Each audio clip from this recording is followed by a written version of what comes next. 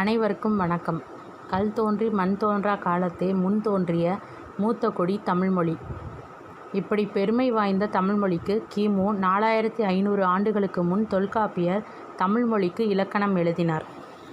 இப்போ நம்ம தமிழ்நாட்டிலிருந்து வடக்கே 1000 கிலோமீட்டர் தொலைவில் வாழ்ந்த சௌராஷ்டிர மக்களின் மொழியை மறந்து விடுகிறோம். ஆரிய மொழி, வேதகால மொழி, வடமொழி என்றாலோ பாணினி இலக்கணம் எழுதுவதற்கு முன்னால் பேசப்பட்ட மொழி அதுதான் சௌராஷ்டிர தேசத்தின் ஆதி சௌரசேனி மொழியாகும். தொல்காப்பியர் தமிழ்மொழி இலக்கணத்தில் வடமொழி சொற்கள் என்று பொதுவாக குறிப்பிடுகிறார். ஆனால் வடமொழி என்பது சமஸ்கிருதத்தை குறிக்காது என்பது ஆய்வாளர்களின் கருத்து.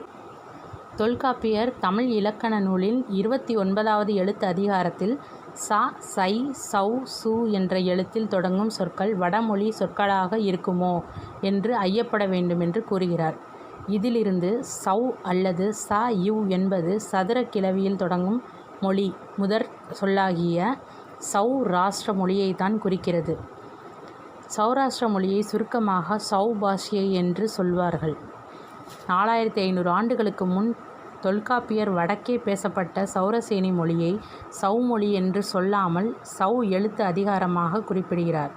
அந்த சௌ மொழியைத்தான் வடமொழி என்று குறிப்பிடுவதாக தெரிகிறது. இதிலிருந்து தொல்காப்பியர் 29வது எழுத்து அதிகாரத்தில் சௌ பாஷையை மறைமுகமாக குறிப்பிடுவதாக அறிய முடிகிறது. இருந்தாலும் தற்போது சகர கிளவியில் தொடங்கும் சொற்கள் தமிழ் சொற்களாகவே உள்ளது.